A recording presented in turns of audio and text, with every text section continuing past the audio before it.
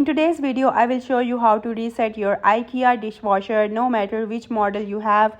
Let's jump right into it. So this is the simplest and most common fix, method 1, that is power cycle reset. Just unplug your dishwasher from the wall outlet, wait about 5 to 10 minutes and then plug it back in. This helps clear minor glitches and works for most IKEA models. Some IKEA dishwashers support a button-based reset. So here's how. Press and hold the start or P button for 5 to 10 seconds. You might hear a beep or see the lights flash. That means it's resetting. After that, simply restart your dishwasher and select a new cycle.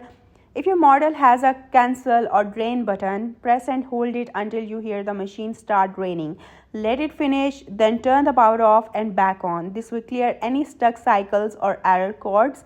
If the lights are blinking and none of the buttons are responding, try holding the start and cancel button together for about 5 seconds. This often triggers a system reboot and restores normal operation. If none of these methods work, there might be a deeper issue with the control board or sensors. In that case, check your user manual or reach out to IKEA customer support for model specific help. And that's it. That's how you can easily reset your IKEA dishwasher using a few simple methods. I hope you liked the video. That's it for today. Thank you for watching.